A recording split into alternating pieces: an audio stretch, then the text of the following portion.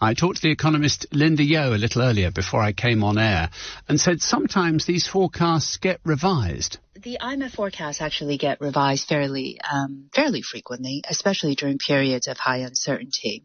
So their forecast is that the economy will contract by 0.6% this year. That's not out of line with the length of recession that the Bank of England, for instance, has forecast. And in terms of the scale of the recession, it's not particularly deep. But I think the difference between where the forecast sits now and where they had forecasted in their last report is they believe that economic policy, fiscal and monetary, are going to be tighter in the UK than it is, for instance, in other major economies. That plus the fact that we have higher inflation because we import more inflation because we're a more open economy. They think that's why we would perform worse, in fact, than all major economies, including Russia, which is expected to do better this year. But that analysis itself could change because it's premised on tight monetary and fiscal policy.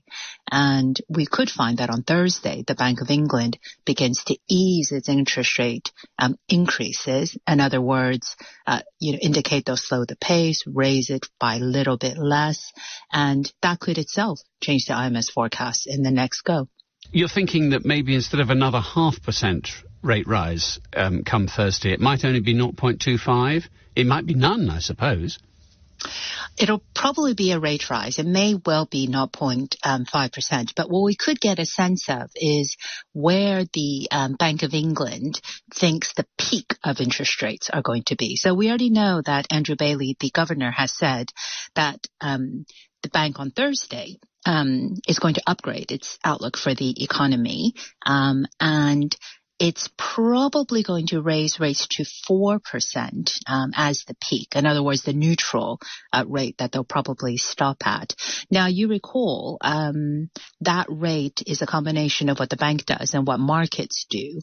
So he's trying to signal to the markets that they expect the outlook to be better. They won't need to raise rates as much, and the pace of increases in the coming months may be slower. And all of that would feed into their assessment of a better economic outlook. Monetary policy becomes less tight. Cost of borrowing doesn't go up as much. And that would figure back into the IMF's assessment. So the IMF does it based on what the last assessment they took of the UK, where they think interest rates are going to be, what the Bank of England is likely to do. But I think we're going to get a change pretty quickly, actually, in a couple of days. This is a bit of a lagging indicator in that sense, isn't it? To what extent is it possible to compute, is this poor performance by the UK, even somewhat ironic, Russia's going to grow better than we are under these IMF numbers, even with all the sanctions placed on that administration. Is this self-inflicted harm after our experiment with Trussonomics? Well, I think that certainly plays a part, the mini budget in September, into where the interest rates are likely to be. You recall at one point, interest rates are going to peak at over 5%. So markets have calmed down a bit, and I think it is that credibility that's being, I think, gradually injected back into how markets assess the UK.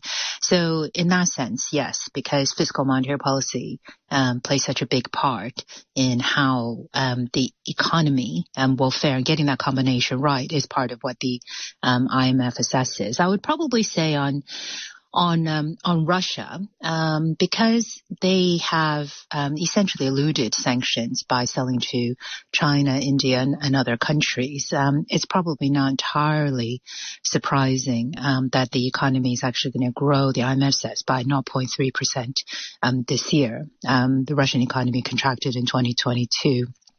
By over 2%.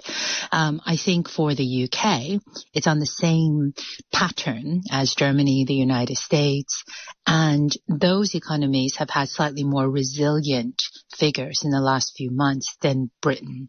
And that's one of the reasons why the IMF thinks that we'll underperform. I just think the comparison to Russia is a more dramatic headline.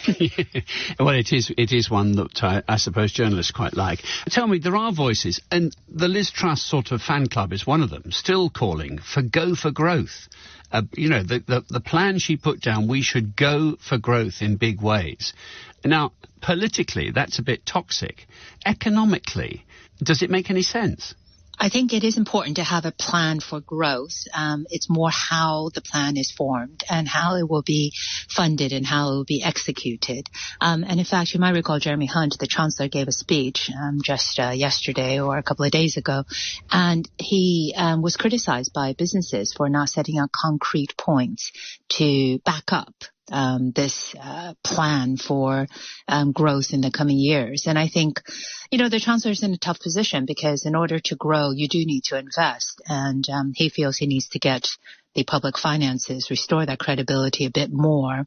And in the face of a recession, it's a pretty tough call to try and spend to grow. That being said, it is very possible to grow to invest if you do it over a medium term. It doesn't need to be this year when us and other countries will likely be recessionary, and look ahead to the recovery next year. What plans will be put in place, what incentives to help firms invest in R&D and people. What is the government going to do around infrastructure?